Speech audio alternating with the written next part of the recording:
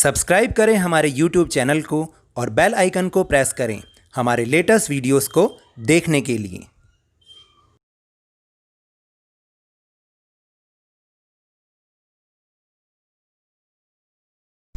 Hello and welcome to Lavneesh sir की class. आज की ये directorate of education GNCT of Delhi की वर्कशीट नंबर 42 जो कि क्लास 10th के स्टूडेंट्स के लिए है, यह ली गई है सोशल साइंस के ज्योग्राफी विषय से।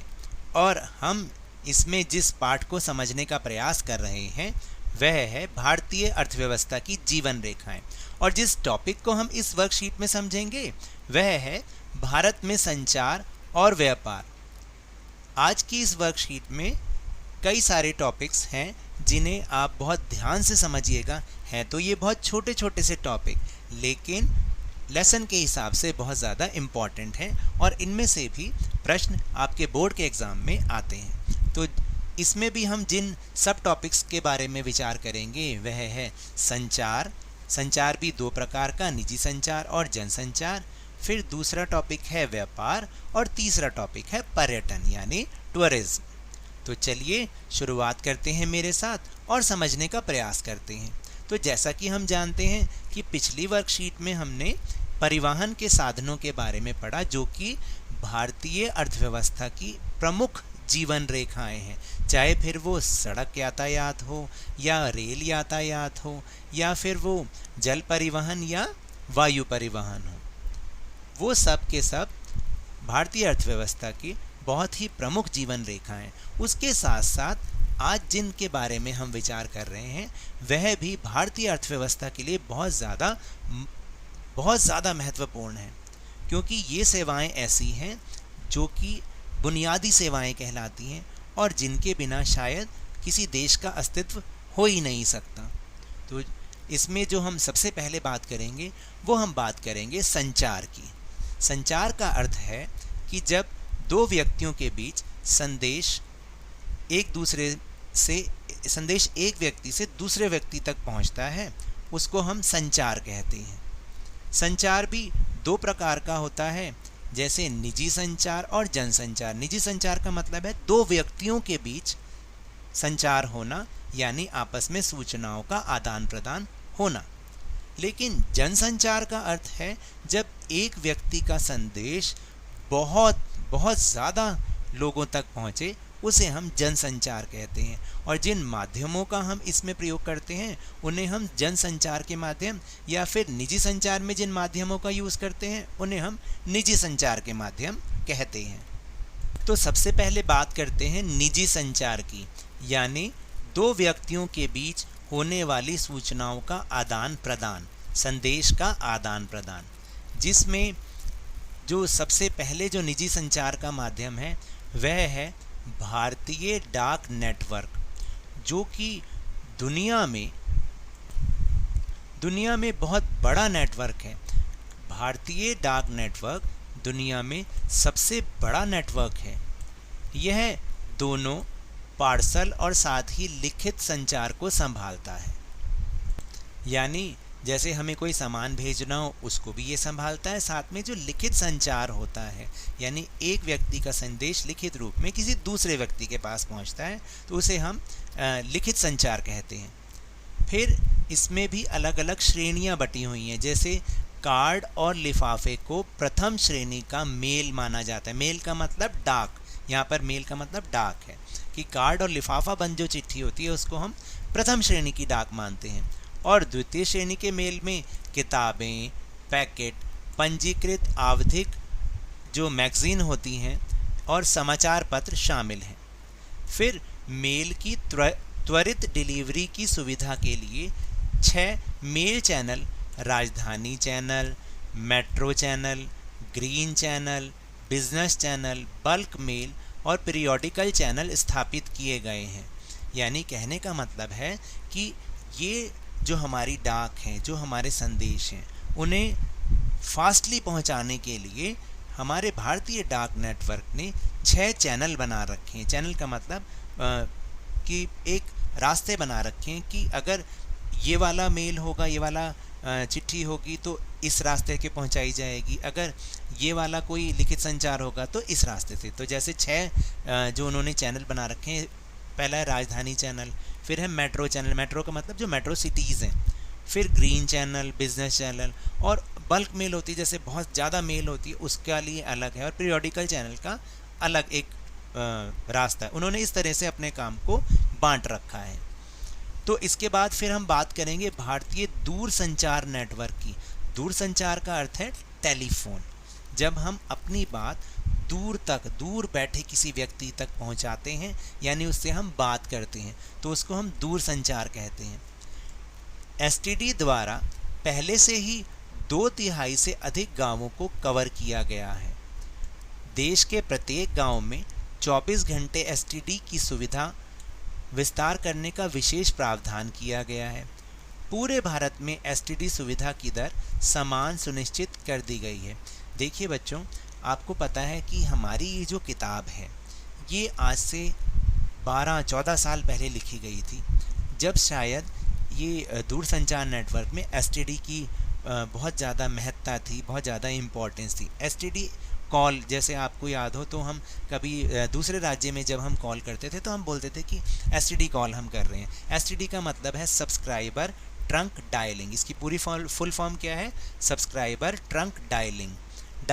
तो ये तब के लिए महत्व था। आजकल तो मोबाइल फ़ोन हो गए हैं, बहुत आराम से आप किसी से भी बात कर सकते हैं, चाहे वो किसी भी राज्य में हो, चाहे वो किसी भी देश में हो। तो ये उस समय के हिसाब से किताब लिखी गई थी, तो इसीलिए यहाँ पर ये एसटीडी के बारे में बताया गया है।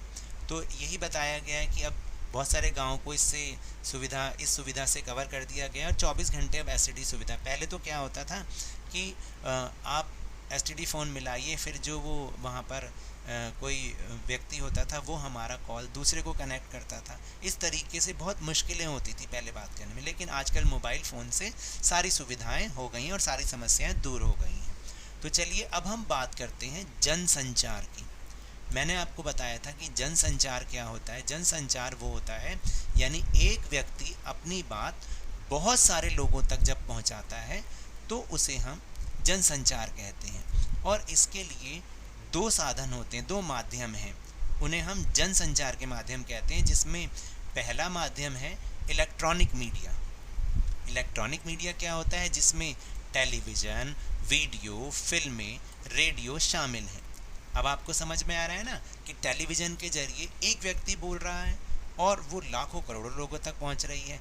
जैसे अगर आपको याद हो तो हमारे जो प्रधानमंत्री जी हैं वो हर महीने अपने मन की बात करते हैं, जिसमें वो अपनी बात दुनिया तक पहुंचाते हैं, दुनिया में बैठे भारतीयों तक, पूरे भारतवासियों तक। इसी तरह जो हमारे मुख्यमंत्री जी हैं, दिल्ली के मुख्यमंत्री जी हैं, वह भी विभिन्न समाचारों के माध्यम से या इस टेलीविज़न के माध्यम से अपना संदेश दिल्ली के लोगों तक बहुत आराम से पहुंचाते हैं। फिर इसमें हम अलग अलग संस्थाओं के बारे में पढ़ेंगे, जैसे AIR। AIR का मतलब है ऑल इंडिया रेडियो। ये राष्ट्रीय और स्थानीय और क्षेत्रीय भाषाओं में विभिन्न कार्यक्रमों का प्रसारण करता है। अभी तो रेडियो बहुत कम लोग सुनते हैं ना, लेकिन पहले इसकी इम्पोर्टेंस बहुत ज़्यादा थी। लेकिन ऐसा नहीं है, आज भी यह अपने कार्यक्रम, बहुत मनोरंजक कार्यक्रम पेश करता है, जिसे हम सब लोग सुनते हैं। इसके बाद है दूरदर्शन। भारत का राष्ट्रीय टेलीविज़न चैनल दुनिया के सबसे बड़े स्थलीय नेटवर्क में से एक है। और दूरदर्शन की महत्ता तो हमें अभी लॉकडाउन में पता ही चल गई। जब किसी चैनल पर कोई प्रोग्राम नहीं आ रहा था तो एक दूरदर्शन ही था जो लोगों का मनोरंजन कर रहा था अपने विभिन्न कार्यक्रमों के जरिए। फिर भारत, इसके बाद एक बहुत और इंटरेस्टिंग फैक्ट है कि भारत दुनिया में फीचर फिल्मों के सबसे बड़े उत्पादकों में से एक है। यानी क्या आप जानते हैं कि भारत ही एक ऐसा देश है यहाँ पर सबसे ज़्यादा फीचर फिल्में बनती हैं। यह लघु फिल्मों, वीडियो फीचर फिल्मों और वीडियो लघु फिल्मों का निर्माण करता है। और इसके भी अलावा क्या आप एक बात और जानते हैं कि जितनी भी यहाँ पर फिल्में बनती हैं, चाहे वो भारतीय फिल्में हो चाहे विदेशी फिल्में यहाँ पर रिलीज़ होती हैं, लेकिन उसको रिलीज़ करने का जो पूरा अधिकार है वो एक संस्था को है, जिसका नाम है central board of film certification. ये भारतीय और विदेशी दोनों फिल्मों को प्रमाणित करने का इसके पास अधिकार है। अगर आपको याद हो तो जब भी हम कोई फिल्म देखते हैं उसके शुरू में एक सर्टिफिकेट की कॉपी आती है, तो वो यही संस्था देती है और फिल्मों को प्रमाणित करती है। इसके बाद हम बात करेंगे प्रिंट मीडिया की। अभी हमने इलेक्ट्रॉनिक मीडिया की बात की जिसके थ्रू एक व्यक्ति कई सारे लोगों तक अपनी बात पहुंचाता है। इसी तरह प्रिंट मीडिया भी जो होता है उसमें भी ऐसा ही होता है कि किसी व्यक्ति का लिखित कोई संदेश होता है जो कि बहुत सारे एक समय में बहुत सारे लोगों तक पहुंच जाता है। अब प्रिंट मीडिया जिसमें कि समाचार पत्र, पत्रिकाएं, किताबें और पत्रिकाएं जो मैगजीन्स हैं वो शामिल हैं। समाचार पत्र 100 से अधिक भाषाओं और बोलियों में प्रकाशित होते हैं, यानी हमारे देश भारत में जो समाचार पत्र हैं वो 100 से अधिक भाषाओं और बोलियों में प्रकाशित होते हैं। प्रकाशित होने वाले समाचार पत्रों में सबसे बड़ी संख्या अंग्रेज़ी और उर्दू के बाद हिंदी में है, यानी जो सबसे ज़्यादा समाचार पत्र छपते हैं अंग्रेज़ी और उर्दू में छपते हैं और उसके बाद हिंदी का नंबर आता है। तो अब आप देखिए कि कितनी बड़ी संख्या में हमारे यहाँ पर अखबार छपते हैं। ये सारा प्रिंट मीडिया कहलाता है और प्रिंट मीडिया भी एक जनसंचार का माध्यम है जिसके माध्यम से एक व्यक्ति अपना संदेश एक समय में कई लोगों तक पहुंचाता है। तो जिस तरह संचार हमारी भारतीय अर्थव्यवस्था की जीवन रेखा है, वैसे ही व्यापार भी हमारी अर्थव्यवस्था की जीवन रेखा है। अगर ये व्यापार ना हो तो शायद हमारा देश प्रगति ही नहीं करेगा। हमारा देश व्यापार नहीं करेगा तो अपनी चीज़ें जो इतनी चीज़ें वो बना रहा है, अपने देश के लिए तो बना ही रहा है, लेकिन जो उससे ज़्यादा बना रहा है उसको कहाँ बेचेगा अगर वो व्यापार नहीं करेगा। तो व्यापार भी हमारे देश की राष्ट्रीय अर्थव्यवस्था की एक महत्वपूर्ण जीवन रेखा है। लोगों, राज्यों और देशों के बीच माल या वस्तुओं के आदान प्रदान को व्यापार के रूप में जाना जाता है और इस तरह के आदान प्रदान बाज़ारों में होते हैं। तो अब आप समझे कि व्यापार किसको कहते हैं कि लोगों के बीच या राज्यों के बीच या देशों के बीच जब हम सामान का आदान प्रदान करते हैं तो इसको व्यापार कहते हैं और इस तरह का आदान प्रदान हमेशा बाज़ारों में ही होता है। तो इस तरीके से व्यापार के 3 प्रकार होते हैं। पहला, स्थानीय व्यापार। स्थानीय व्यापार क्या होता है? जैसे शहरों और कस्बों और गांवों में किया जाता है, यानी एक ही जगह पर जैसे किया जाता है। या तो शहरों, जैसे दिल्ली शहर में ही जो व्यापार हो रहा है उसको हम स्थानीय व्यापार कहेंगे, या किसी गांव में व्यापार हो रहा है तो हम उसको स्थानीय व्यापार कहेंगे। लेकिन इसके बाद जो दूसरे प्रकार का व्यापार है उसको हम कहते हैं राज्य स्तरीय व्यापार, यानी राज्य के स्तर पर, जैसे 2 या 2 से अधिक राज्यों के बीच जो व्यापार किया जाता है, जैसे दिल्ली और तमिलनाडु के बीच या हरियाणा और पंजाब के बीच, तो इसे हम राज्य स्तरीय व्यापार कहते हैं। फिर तीसरा प्रकार है अंतर्राष्ट्रीय व्यापार, जो कि बहुत ही ज़्यादा इम्पॉर्टेंट है। ये क्या होता है? ये होता है 2 या अधिक देशों के बीच जब व्यापार किया जाता है, 2 या 2 से अधिक देशों के बीच जब व्यापार किया जाता है तो उसे हम अंतर्राष्ट्रीय व्यापार कहते हैं। जैसे किसी देश के अंतर्राष्ट्रीय व्यापार की उन्नति उसकी आर्थिक समृद्धि का एक सूचकांक है, यानी आपको पता है कि जितना ज़्यादा हमारा अंतर्राष्ट्रीय व्यापार बढ़ेगा हमारे देश की उन्नति उसी से ही मापी जाती है और इसीलिए इसे देश का आर्थिक बैरोमीटर भी कहा जाता है। ये बहुत इंपॉर्टेंट क्वेश्चन है, इसको आप ज़रूर ध्यान में रखिए कि पेपर में 1 मार्क का क्वेश्चन आता है कि किसको जो है देश का आर्थिक बैरोमीटर कहा जाता है। तो अंतर्राष्ट्रीय व्यापार को ही देश का आर्थिक बैरोमीटर कहा जाता है। फिर इसके बाद बात करेंगे व्यापार से जुड़े कुछ अन्य चीज़ों की, जैसे व्यापार के घटक, यानी व्यापार में हमेशा 2 चीज़ें होती हैं, या तो निर्यात होता है यानी हम अपना सामान बेचते हैं, या आयात होता है यानी हम बाहर से सामान खरीदते हैं। जब खरीदते हैं उसे आयात कहते हैं और जब बेचते हैं उसे निर्यात कहते हैं। तो भारत में निर्यात होने वाली कौन कौन सी वस्तुएं, जैसे जवाहरात, ज्वेलरीज, रसायन और उससे संबंधित उत्पाद, और कृषि और उससे संबंधित उत्पाद। और जिन्हें हम खरीदते हैं वो है पेट्रोलियम, जो कच्चा पेट्रोलियम, कच्चा तेल और उसके उत्पाद, फिर रत्न और जवाहरात, रसायन और उससे संबंधित उत्पाद, फिर धातु, इलेक्ट्रॉनिक आइटम, मशीनरी और कृषि और संबंध उत्पाद, ये हम खरीदते भी हैं। तो आपको दोनों पता होने चाहिए कि हम निर्यात क्या करते हैं और आयात कौन कौन सी चीज़ों को करते हैं। फिर व्यापार से जुड़ी एक बहुत महत्वपूर्ण चीज़ ये है जिसे हम कहते हैं व्यापार का संतुलन। संतुलन क्या होता है? आप तराजू देखते हैं ना कि दोनों पड़ले जब बराबर होते हैं तो हम उसे बोलते हैं संतुलन है इसमें। तो किसी देश का व्यापार का संतुलन उसके निर्यात और आयात के बीच का अंतर है। यानी संतुलन जब बनेगा जब निर्यात और आयात बराबर होगा, तो उसको तो हम व्यापार का संतुलन कहते हैं, यानी उनके बीच के अंतर को हम व्यापार का संतुलन कहते हैं।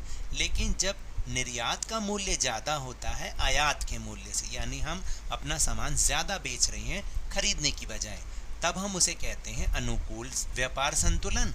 और जब आयात का मूल्य ज़्यादा होता है निर्यात का मूल्य कम होता है, यानी हम खरीदते ज़्यादा हैं और बेचते कम हैं, तो उसको हम प्रतिकूल व्यापार संतुलन कहते हैं। और ये हमारे देश के लिए अच्छी स्थिति नहीं होती, इसका हमारे देश पर नकारात्मक प्रभाव पड़ता है। इससे क्या होगा कि जब हम बाहर से चीज़ें खरीदेंगे तो हमारे यहाँ के रोज़गार भी ख़त्म होते चले जाएंगे और हमारे देश की जो जीडीपी है वो भी गिरती चली जाएगी। फिर इसके बाद है कि भारत अंतर्राष्ट्रीय स्तर पर एक सॉफ्टवेयर दिग्गज के रूप में उभरा है और सूचना के निर्यात के माध्यम से भारी विदेश मुद्रा भी अर्जित कर रहा है। यानी इस व्यापार में भारत जो है एक सॉफ्टवेयर दिग्गज के रूप में उभरा है, यानी हमारे यहाँ की जो सॉफ्टवेयर टेक्नोलॉजी है वो बहुत ही ज़्यादा बढ़िया है और उससे भारत ने बहुत सारी विदेशी मुद्रा भी अर्जित की है। फिर इसके बाद हम बात करते हैं भारत में पर्यटन की। पर्यटन जिसे हम टूरिज्म के नाम से ज़्यादा जानते हैं, कई बच्चे जो हैं पर्यटन के नाम से शायद ना भी जाने, तो वो टूरिज्म के नाम से ज़रूर जानते हैं। टूरिज्म भी हमारे देश की अर्थव्यवस्था की एक महत्वपूर्ण जीवन रेखा है, क्योंकि इससे हमें भारी मुनाफा होता है, हमें भारी विदेशी मुद्रा प्राप्त होती है और बहुत सारे लोगों को रोज़गार भी इससे मिलता है, क्योंकि बहुत सारे लोग इससे जुड़े हैं। जैसे बहुत सारे होटल हैं, गाइड्स हैं और बहुत सारे जो व्हीकल वाले हैं, जैसे गाड़ी वाले हैं जो कि हायर टैक्सी चलाते हैं, है ना, बहुत सारे जो लोग हैं वो भी इससे जुड़े हैं और उनका रोजी रोटी इसी से ही चलती है। भारत में पर्यटन पिछले 3 दशकों में काफ़ी बढ़ा है, यानी पिछले 30 सालों में इसका काफ़ी ज़्यादा क्रेज़ लोगों में बढ़ा है। लाखों लोग पर्यटन उद्योग में लगे हुए हैं। मैंने आपको बताया कि इससे बहुत सारे लोग जुड़े हुए हैं। पर्यटन राष्ट्रीय एकीकरण को भी बढ़ावा देता है। देखिए ये राष्ट्रीय एकीकरण को किस तरह से बढ़ावा देता है कि हमारे यहाँ पर हर राज्य में कोई ना कोई खासियत है, तो जब कोई आता है तो हम उसको ये बताते हैं कि भाई फला राज्य में जाइए, वहाँ की ये चीज़ अच्छी है, या इस राज्य में जाइए, तो ये हमारे एकीकरण को बढ़ावा देता है। फिर स्थानीय हस्तशिल्प और सांस्कृतिक गतिविधियों का भी समर्थन करता है, यानी जो देश की स्थानीय कलाएं, हस्तशिल्प कला जिसे हम भूल चुके हैं, हाथ से बनी हुई चीज़ें, उनको ये और ज़्यादा बढ़ाता है। यह हमारी संस्कृति और विरासत के बारे में अंतर्राष्ट्रीय समझ के विकास को भी बढ़ावा देता है, यानी दुनिया और देश के जो दूसरे देश के लोगों को हमारी संस्कृति और हमारी विरासत के बारे में बहुत सारी इन्फॉर्मेशन उन्हें देता है। विदेशी पर्यटक जो होते हैं वो हेरिटेज टूरिज्म, अब देखिए यहाँ पर टूरिज्म के प्रकार आ रहे हैं, बहुत सारे प्रकार होते हैं टूरिज्म के, जैसे heritage tourism, eco tourism, adventure tourism, medical tourism और बिजनेस टूरिज्म के लिए भारत आते हैं। हमारे देश में पर्यटन के विकास के लिए व्यापक संभावनाएं, क्योंकि हमारे देश में इतनी ज़्यादा विविधता है, तो हमारे देश में पर्यटन बहुत अच्छे से फल फूल सकता है। इस सब से आशाजनक आगामी उद्योग के लिए विभिन्न प्रकार के पर्यटन को बढ़ावा देने के लिए प्रयास किए जा रहे हैं और कोशिश की जा रही है कि इस पर्यटन को, इस उद्योग को और ज़्यादा बढ़ाया जाए, जिससे भारी मात्रा में भारत को विदेशी मुद्रा प्राप्त हो। तो चलिए अब चलते हैं अपने प्रश्नोत्तर की ओर। पहला प्रश्न है कि विभिन्न प्रकार के व्यापार कौन से हैं और उनमें से किसको देश का आर्थिक बैरोमीटर कहा जाता है और क्यों?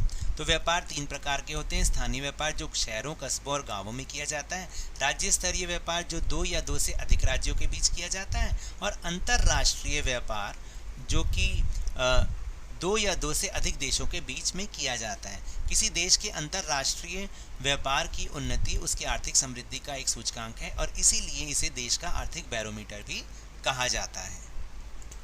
दूसरा प्रश्न है कि कोई देश X निर्यात से अधिक आयात कर रहा है, यानी खरीद ज़्यादा रहा है, तो इस स्थिति को क्या कहा जाएगा और इसका X देश की अर्थव्यवस्था पर क्या प्रभाव पड़ेगा। तो देश X अगर निर्यात से ज़्यादा आयात ज़्यादा कर रहा है, अधिक आयात कर रहा है, तो इस स्थिति को प्रतिकूल व्यापार संतुलन कहा जाता है और इसका X देश की अर्थव्यवस्था पर नकारात्मक प्रभाव, नेगेटिव इफेक्ट पड़ेगा। देश में रोजगार कम पैदा होंगे और देश की GDP पर भी इसका असर होगा और उसका स्तर कम हो जाएगा। फिर तीसरा प्रश्न है कि प्रथम श्रेणी और द्वितीय श्रेणी के मेल में क्या अंतर है। अपने दैनिक जीवन से उदाहरण दें जब आपने इनमें से प्रत्येक का उपयोग किया हो और उनकी डिलीवरी कौन संभालता है। तो इसका उत्तर है कि भारत का डाक संचार तंत्र विश्व का वृहत्तम संचार तंत्र है। इस तंत्र के अंतर्गत कार्ड और लिफाफा बंद चिट्ठी तो पहली श्रेणी की डाक समझी जाती है, जबकि द्वितीय श्रेणी के डाक में रजिस्टर्ड पैकेट, किताबें, अखबार और पत्रिकाएं शामिल हैं।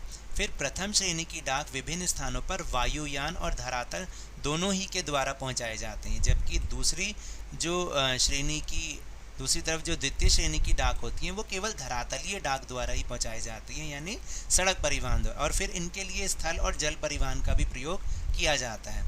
फिर आगे जो उदाहरण देना है वो है कि एक बार मुंबई में रह रहे मैंने अपने मित्र को एक चेक भेजना था, तब मैंने लिफाफा बंद चिट्ठी का इस्तेमाल किया जो कि एक प्रथम श्रेणी की डाक है। और फिर एक बार मैंने एक पत्रिका का सब्सक्रिप्शन लिया हुआ था, तो वह पत्रिका रजिस्टर्ड पैकेट से आई थी जो कि द्वितीय श्रेणी की डाक है। और फिर इनकी डिलीवरी कौन संभालता है? जो पोस्ट ऑफिस होता है और पोस्टमैन होते हैं वो इसकी डिलीवरी को संभालते हैं। फिर चौथा प्रश्न है कि तेजी से बढ़ता हुआ पर्यटन उद्योग हमारे देश के लिए कई मायनों में फ़ायदेमंद रहा है, उदाहरण देते हुए स्पष्ट कीजिए। तो तेजी से बढ़ता हुआ पर्यटन उद्योग हमारे देश के लिए निम्नलिखित मायनों में फ़ायदेमंद रहा, जैसे लगभग 1.5 करोड़ से भी अधिक लोग पर्यटन उद्योग से सीधे तौर पर जुड़े हुए हैं।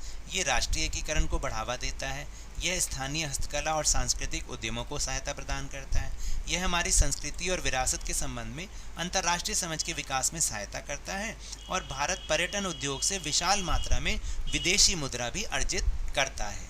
फिर इसके बाद है पांचवा और अंतिम प्रश्न। पिछले वर्षों में STD द्वारा 2/3 से अधिक गांवों को कवर किया गया है। आपको क्या लगता है कि इससे गांव की अर्थव्यवस्था पर क्या असर पड़ेगा? तो इससे क्या होता है कि किसानों को खेती में मदद मिलेगी, क्योंकि इसके द्वारा वे किसी भी कंपनी से खेती के लिए ज़रूरी सामान का फ़ोन पर ऑर्डर कर सकते हैं। फिर किसानों की बाज़ारों तक पहुंच और मजबूत सरल होगी, क्योंकि STD के माध्यम से वे अपनी फसल को किसी से भी संपर्क करके उसे बेच सकते हैं और इसके विकास से गाँवों में और अच्छी सुविधाएँ मिल पाएंगी। और अंत में वो सेक्शन जिसका बहुत सारे स्टूडेंट्स को इंतज़ार रहता है वह है 5 सवाल हर हाल तभी करोगे बोर्ड में कमाल। यानी 5 सवाल हैं, आप करना चाहें तो करें, नहीं करना चाहें तो मत करें, लेकिन ये आपकी प्रैक्टिस के लिए हैं और पूरे लेसन में से इम्पॉर्टेंट क्वेश्चन है। तो पहला प्रश्न है, शीघ्र ही डाक पहुंचाने के लिए 6 डाक मार्ग कौन कौन से, आपकी वर्कशीट में भी लिखा हुआ है। दूसरा प्रश्न है कि व्यापार के संतुलन का क्या तात्पर्य है। तीसरा प्रश्न है, पर्यटन कितने प्रकार का होता है।